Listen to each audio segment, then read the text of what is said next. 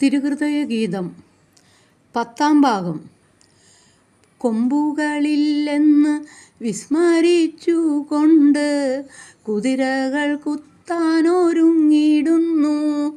പടദുഷ്ടർ പരദ്രോഹമോഹികളീ വീതം പരിഹാസ്യരാകുന്നു ഭൂതലത്തിൽ. എന്നെ പടച്ചട്ടയാക്കിയ ദുർബലർ എന്നും ജയിക്കുന്നു സംഹാരത്തിൽ. മലയോരം വാവിട്ടു കരയുമ്പോൾ ഞാൻ വരും, മലയുടെ മുകളിലെ മേഘങ്ങളിൽ.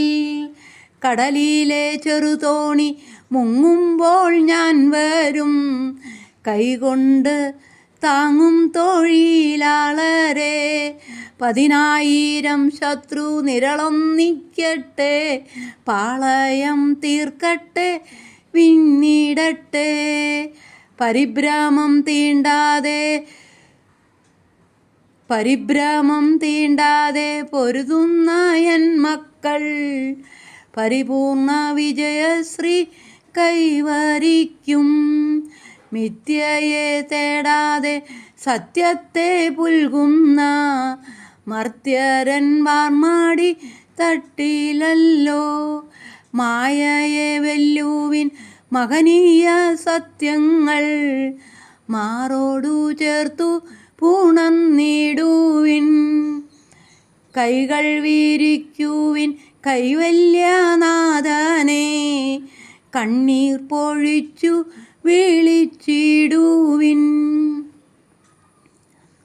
മുറ പോലെ ധ്യാനിച്ചു സ്വർഗീയ മാധുരി, കുറയാതെ എന്നും നുകർന്നിടുവിൻ.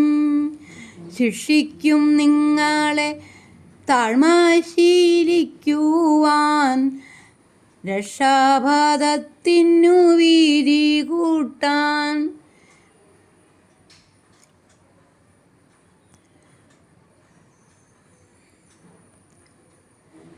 അഹങ്കാരി മാമക ചാരത്ത് നിൽക്കുവാൻ അർഹത നേടില്ല. ദൃഢമേ ദൃഢം.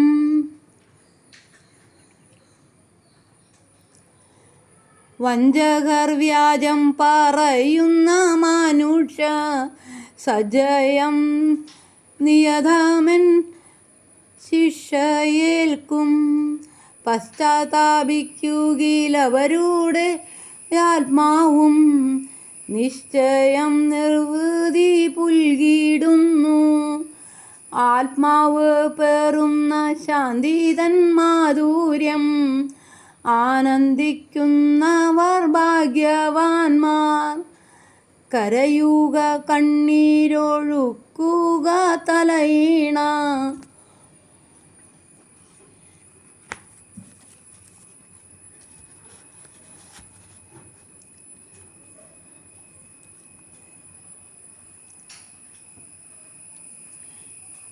കരയുക കണ്ണീരൊഴുക തലയിണ. നനയും വരെ എന്നും വിലപിക്കുക.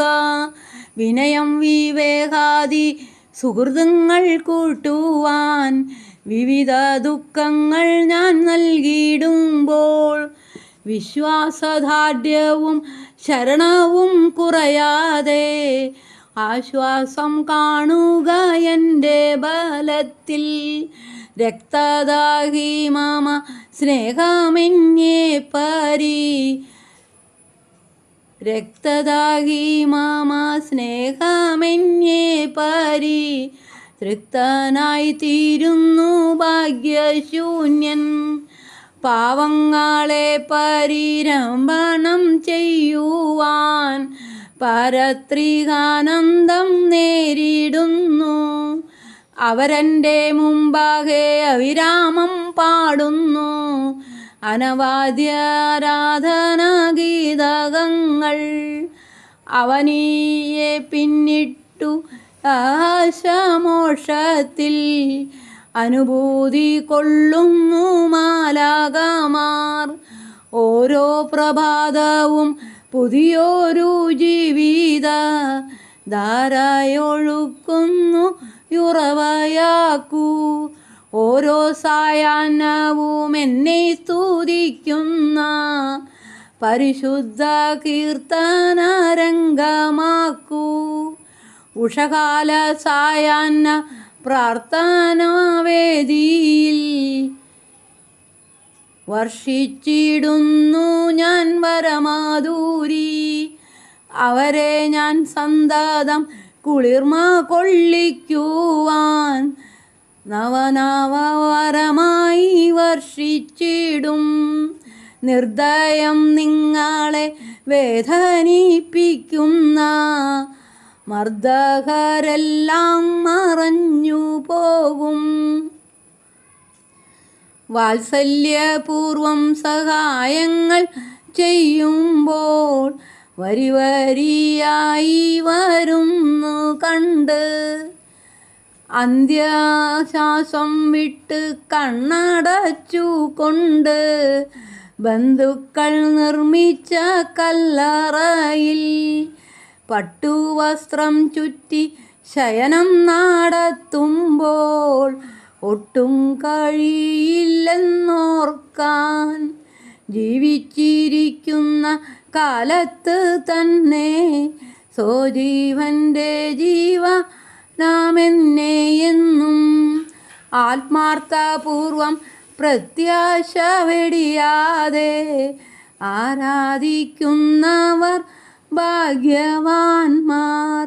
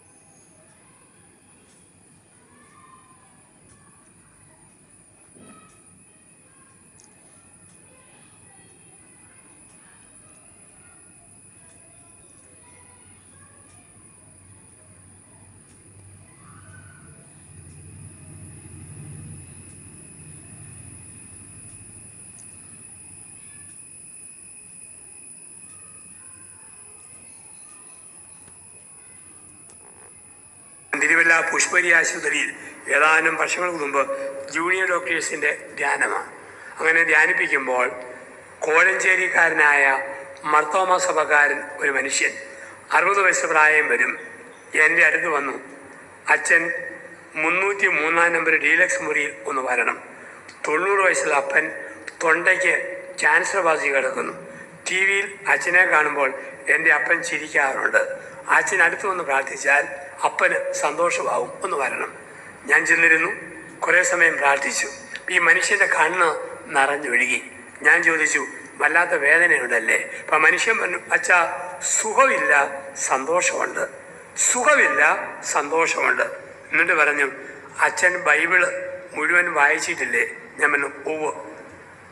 ഇസ്രായേൽ മക്കളെ മോശ വാഗ്ദത്തഭൂമിയിലേക്ക് നയിച്ചതറിയാമല്ലോ? അറിയാം. ജോഷുവ കാനാൻ ദേശത്ത് പ്രവേശിച്ചതറിയാമല്ലോ? അറിയാം. അച്ഛാ, ആശുപത്രി കിടക്കുന്ന ഈ കടൽ എൻ്റെ കർത്താവെന്ന മോശ എന്നെ കടത്തിക്കൊണ്ടിരിക്കുക. എൻ്റെ യേശു എന്ന ജോഷുവ സ്വർഗമെന്ന സിയോൻ ദേശത്ത് എത്തിക്കുമെന്ന് ഉറപ്പാ. കുരിശിലേക്ക് നോക്കി, ബൈബിളിലേക്ക് നോക്കി സ്വന്തം സഹനത്തിന് ഉത്തരം കണ്ടെത്തുന്ന അനുഗ്രഹീതരായ മനുഷ്യർ. കാരിത്താസ് ആശുപത്രിയിൽ ലങ്സ് ക്യാൻസർ പിടിച്ച് കിടക്കുന്ന ഒരു മനുഷ്യന് രോഗീലേപനം കൊടുക്കാൻ കൊണ്ടിരുന്നു. ആ മനുഷ്യൻ നല്ല വേദനയുണ്ട്. ഞാൻ ചോദിച്ചു, സഹിക്കാൻ മേലാത്ത വേദനയുണ്ടല്ലേ? അപ്പം മനുഷ്യൻ പറഞ്ഞു, അച്ഛാ 5ഉം 6ഉം വയസ്സ് പ്രായമായ കൊച്ചു കുഞ്ഞുങ്ങൾ ഇത്രയേറെ വേദനയോടെ സഹിക്കുമ്പോൾ, റേഡിയേഷനും മറ്റും മേടിച്ച് കിടക്കുമ്പോൾ, 7.5 പതിറ്റാണ്ട് കാലം ഈ ലോകത്തിൻ്റെ സുഖദുഃഖങ്ങൾ കണ്ട് എനിക്ക് ഈ വേദന നിസ്സാരമാണ്. നല്ലവർ തിരുവല്ല പുഷ്പരി ആശുപത്രിയിൽ ഏതാനും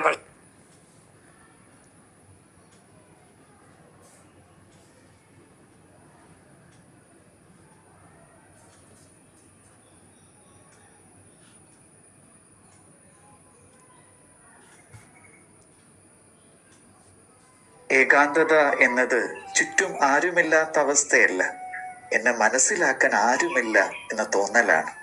അതുകൊണ്ടാണ് ആൾക്കൂട്ടത്തിലും മനുഷ്യർ ഒറ്റപ്പെട്ടു പോകുന്നത്.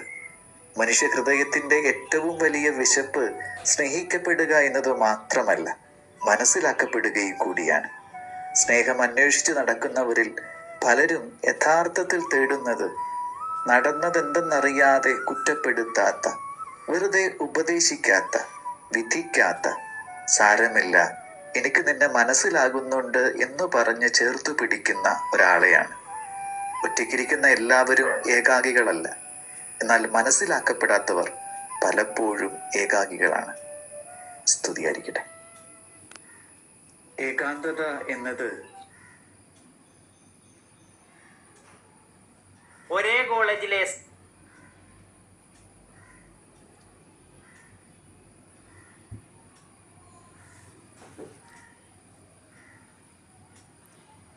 നല്ല ചിന്ത.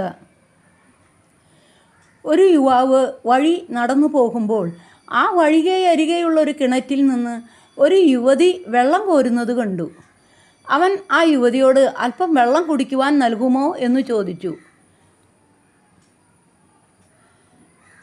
അവൾ സന്തോഷത്തോടെ വെള്ളം കൊടുത്തു. അപ്പോൾ അവൻ അവളോട് ചോദിച്ചു, ഒരു സ്ത്രീ എന്താണ് എന്ന്. അവൾ പെട്ടെന്ന് സഹായിക്കണേ സഹായിക്കണേ എന്ന് നിലവിളിച്ചു. നാട്ടുകാർ അവിടേക്ക് ഓടി വരുവാൻ തുടങ്ങി. അവൻ അന്താളിച്ചു നിൽക്കുമ്പോൾ അവൾ പറഞ്ഞു, എൻ്റെ നാട്ടുകാർ ഇന്ന് നിന്നെ അടിച്ച് ശരിപ്പെടുത്തും. അവൻ പറഞ്ഞു, ഞാൻ നിന്നോട് ചോദിച്ചത് തെറ്റാണെങ്കിൽ നീ എന്നോട് ക്ഷമിക്കണം. പെട്ടെന്ന് അവൾ കോരിയ വെള്ളം തലയിലേക്കൊഴിച്ച് നാട്ടുകാർ വന്നപ്പോൾ അവൾ മുഴുവൻ നനഞ്ഞു നിൽക്കുകയാണ്. അവൾ പറഞ്ഞു, ഞാൻ ഈ കിണറ്റിൽ വീണിരുന്നു. ഈ ദയയുള്ള യുവാവാണ് എന്നെ രക്ഷിച്ചത്. ഇയാൾ ഇല്ലായിരുന്നെങ്കിൽ എൻ്റെ ജീവിതം ഇന്ന് അവസാനിക്കുമായിരുന്നു. അവരെല്ലാവരും കൂടി അവനെ പൊക്കിയെടുത്ത് ജയ് വിളിച്ചു. അവനൊരു സമ്മാനം നൽകുകയും ചെയ്തു. അല്പം കഴിഞ്ഞ് എല്ലാവരും പോയപ്പോൾ യുവതി ചോദിച്ചു, ഇപ്പോൾ നിനക്ക് മനസ്സിലായോ ഒരു സ്ത്രീ എന്താണ് എന്ന്? എന്താണ് ഒരു സ്ത്രീ? സ്ത്രീയുടെ ശക്തി ശാരീരികമല്ല, ഭൗതികവും കാര്യപ്രാപ്തിയും മനസാന്നിധ്യവുമാണ്. അവൾക്ക് ഒരുവനെ അപായപ്പെടുത്തുവാനും അതേസമയം ഔന്നത്യത്തിലേക്ക് നയിക്കുവാനും കഴിയും. ഒരൊറ്റ പ്രവൃത്തി കൊണ്ട് സാഹചര്യങ്ങളെ രൂപാന്തരപ്പെടുത്തുവാൻ പോലും അവൾക്ക് കഴിഞ്ഞേക്കാം. തകർന്ന അവസ്ഥയിൽ നിന്ന് ഒരു മനുഷ്യനെ ഉയർത്തുവാൻ ഒരു സ്ത്രീക്ക് കഴിയും. ഒരുവനെ വിനാശത്തിലേക്ക് തള്ളിയിടുവാനും വിനാശത്തിൽ നിന്ന് കൈപിടിച്ച് കയറ്റുവാനും കഴിവുള്ളവളാണ് സ്ത്രീ. സ്ത്രീകൾ എത്രയോ കുടുംബങ്ങൾ നരകമാക്കിയിട്ടുണ്ട്. അതേപ്രകാരം സ്വർഗമാക്കി തീർത്തിയിട്ടുള്ള സ്ത്രീകളും ഏറെ ഉണ്ട്. ഏതൊരു മഹാന്റെയും പിന്നിൽ ഒരു സ്ത്രീയുണ്ടെന്ന് പറയുന്നത് കേട്ടിട്ടില്ലേ? അതുപോലെ തന്നെ പെണ്ണൊരുമ്പെട്ടാൽ എന്നും കേട്ടിട്ടില്ലേ? ഇവയെല്ലാം വെളിപ്പെടുത്തുന്നത് സ്ത്രീ ശക്തിമതി ആണെന്നാണ്. ആകയാൽ അവൾ ബഹുമാനം അർഹിക്കുന്നു. ജീവൻ്റെ നിലനിൽപ്പ്, കുടുംബത്തിൻ്റെ അടിത്തറ, സമൂഹത്തിൻ്റെ പുരോഗതി എന്നിവയിൽ എല്ലാം സ്ത്രീയുടെ പങ്ക് വലുതാണ്. സ്ത്രീ അമ്മയാണ്. ഒരു അമ്മയില്ലാത്ത ഭവനം എത്ര തകർന്നതായിരിക്കും. ആകയാൽ ഓരോ സ്ത്രീക്കും അർഹിക്കുന്ന സ്ഥാനവും മാനവും നൽകുവാൻ സമൂഹത്തിന് സാധ്യമായി തീരട്ടെ.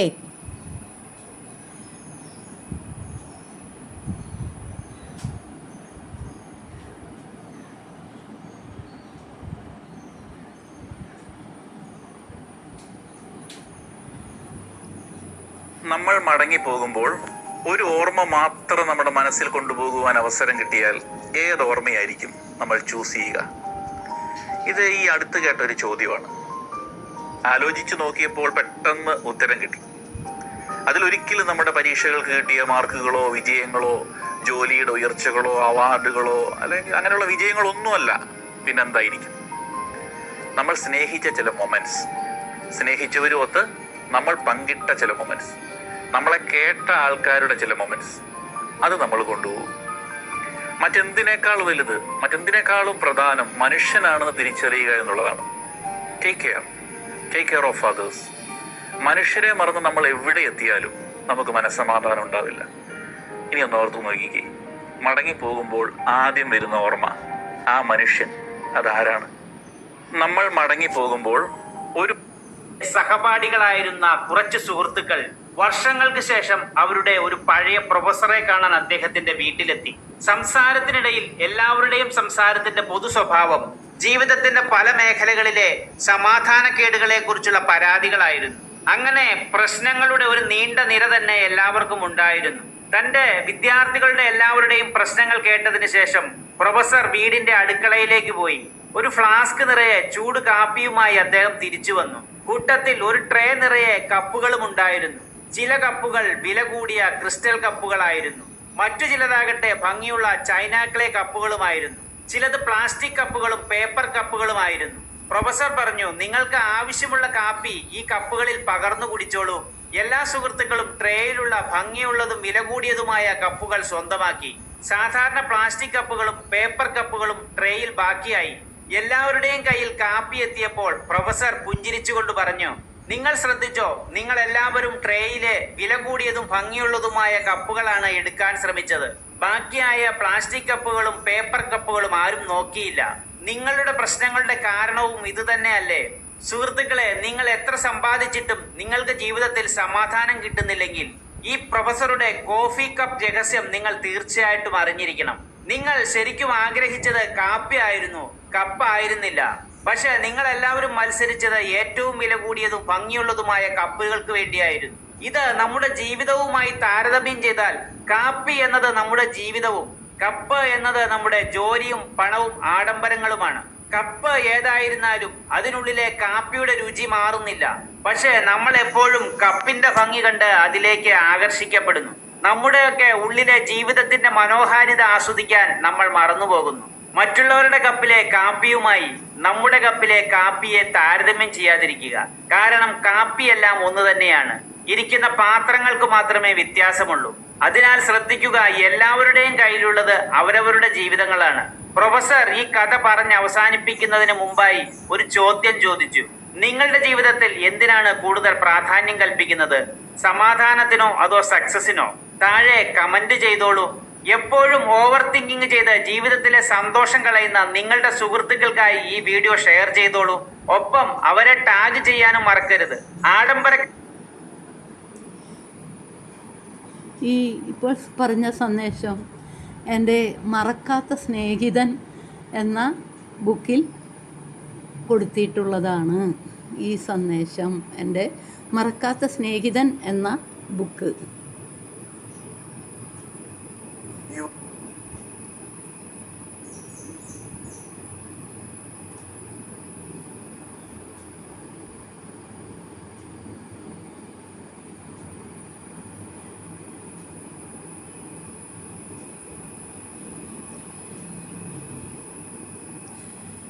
നമ്മളൊക്കെ ഒരു തോണിയിൽ പുഴയിലൂടെ യാത്ര ചെയ്യുകയാണ്.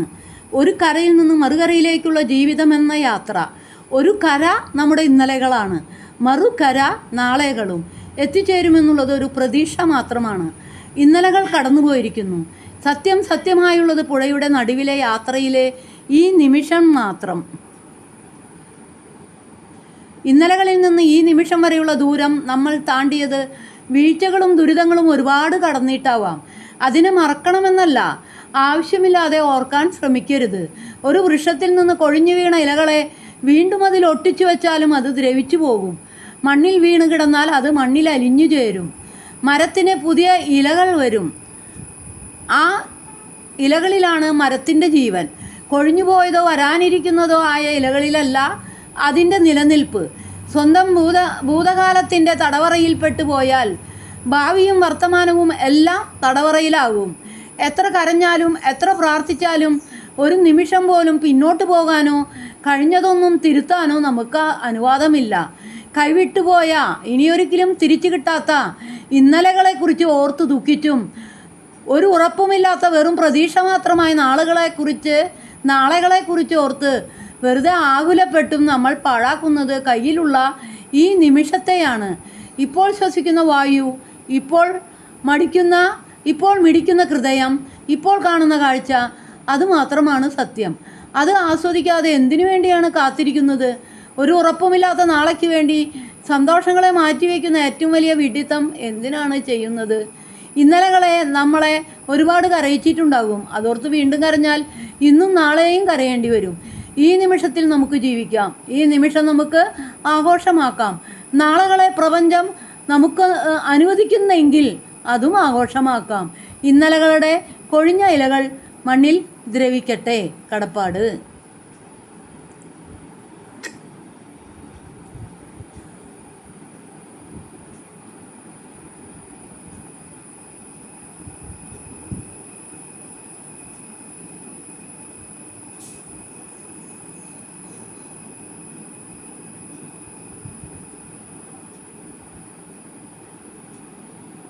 ഒരു ബുദ്ധഗുരു ഒരു ഗ്ലാസ് വെള്ളത്തിൽ കുറച്ച് ഉപ്പ് ചേർത്ത് തൻ്റെ ശിഷ്യനോട് അത് കുടിക്കാൻ ആവശ്യപ്പെട്ടു.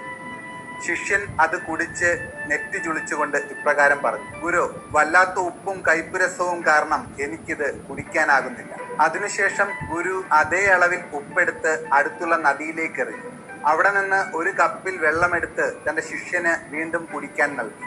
ശിഷ്യൻ ആ വെള്ളം കുടിച്ചതിന് ശേഷം ഇപ്രകാരം പറഞ്ഞു: ഇത് വളരെ നല്ലതാണ്, ഉപ്പിന്റെ രുചി അല്പം പോലുമില്ല. അവൻ അത്ഭുതപ്പെട്ടു. ഗുരു പുഞ്ചിരിച്ചുകൊണ്ട് മറുപടി പറഞ്ഞു: ഉപ്പ് അതേ അളവിൽ തന്നെയാണ്, എന്നാൽ അത് നിക്ഷേപിക്കപ്പെട്ട ഇടമാണ് മാറിയത്. ജീവിതത്തിലെ ഉപ്പെന്നത് നമ്മുടെ വേദനകളും സമ്മർദ്ദങ്ങളും ഹൃദയഭംഗങ്ങളും പരാജയങ്ങളും നിരസിക്കപ്പെടലുകളും ഒക്കെയാണ്. ജീവിതത്തിൽ ഇത്തരം ഉപ്പുകൾ വരാതിരിക്കില്ല. എന്നാൽ നമ്മുടെ മനസ്സ് ഒരു ഗ്ലാസ് പോലെ ചെറുതാണെങ്കിൽ ഇത്തരം സങ്കടങ്ങളൊക്കെയും നമ്മെ തകർത്തു കളയും. എന്നാൽ നമ്മുടെ മനസ്സ് ഒരു നദി പോലെ വിശാലമാകുമ്പോൾ വലിയ സങ്കടങ്ങളെയും പ്രശ്നങ്ങളെയും ഒക്കെ നമുക്ക് എളുപ്പത്തിൽ താങ്ങാനാകും. അതുകൊണ്ട് ജീവിതം നമുക്ക് ഉപ്പ് നൽകുമ്പോൾ അതിനെ വലിയ കയ്പായി കാണാതെ 1956-ൽ മനസ്സിനെ കൂടുതൽ വിശാലമായി വളർത്തിയെടുക്കാം. അങ്ങനെ ചെയ്യുന്നത് കൊണ്ട് വേദന അപ്രത്യക്ഷമാകുന്നില്ല, എന്നാൽ അത് നിങ്ങളെ കീഴടക്കുകയുമില്ല. ഒരു ബുദ്ധഗുരു ഒരു ഗ്ലാസ് വെള്ളത്തിൽ കുറച്ച് ഉപ്പ് ചേർത്ത് ജനിച്ചു വളർന്ന നാടും ഇതാണ് പറ്റിയ.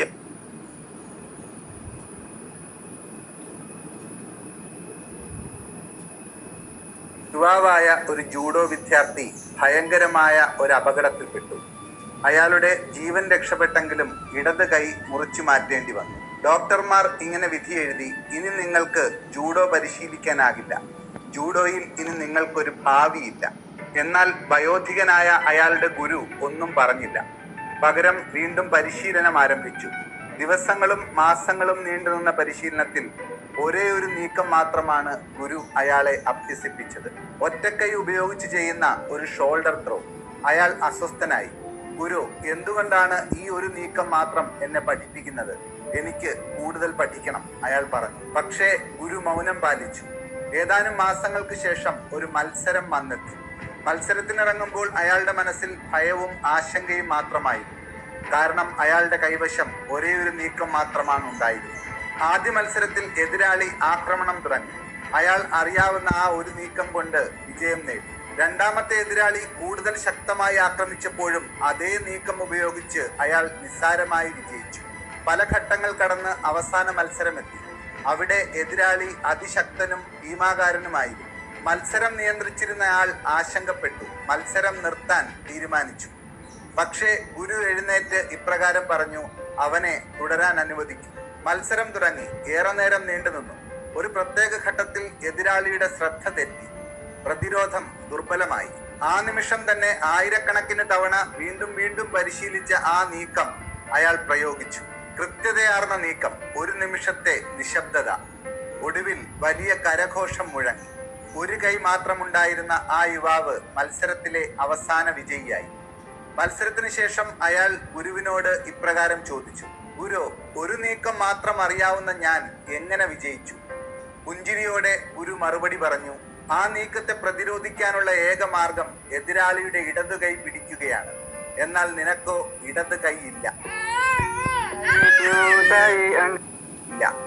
ലോകം നമ്മുടെ ഏറ്റവും വലിയ ദൗർബല്യം എന്ന് പറയുന്ന കാര്യത്തിനെ ശരിയായ രീതിയിൽ ഉപയോഗിക്കാൻ പഠിച്ചാൽ നമ്മുടെ ഏറ്റവും വലിയ ശക്തിയാക്കി മാറ്റാൻ കഴിയും. യുവാവായ ഒരു ജൂഡോ വിദ്യാർത്ഥി ഭയങ്കരമായ ഒരു അപകടത്തിൽപ്പെട്ടു. അയാളുടെ കിട്ടിയ സ്ഥലം. ഫോൾഡഡ് മാൻ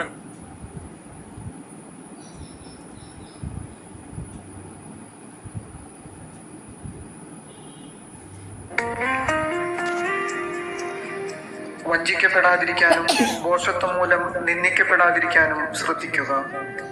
പ്രബലന്മാരുടെ ക്ഷണം സ്വീകരിക്കുന്നതിൽ വിമുഖനായിരിക്കുക. അവർ വീണ്ടും വീണ്ടും ക്ഷണിച്ചുകൊണ്ടിരിക്കും. തള്ളിക്കയറരുത്, പിന്തള്ളപ്പെടും. വളരെ അകന്നു നിൽക്കരുത്, വിസ്മരിക്കപ്പെടും. അവരോട് സമത്വഭാവത്തിൽ വർത്തിക്കരുത്. അവന്റെ വാചാലത കണ്ട് ഭ്രമിക്കുകയും അരുത്. അതിഭാഷണത്തിലൂടെ നിന്നെ പരീക്ഷിക്കുകയും പുഞ്ചിരിയിലൂടെ നിന്നെ അളക്കുകയുമാണ് അവൻ ചെയ്യുന്നത്. പ്രഭാഷകൻ 13:8-11. എല്ലാവർക്കും നല്ലൊരു ദിവസം ആശംസിച്ചുകൊണ്ട് പ്രാർത്ഥനയോടെ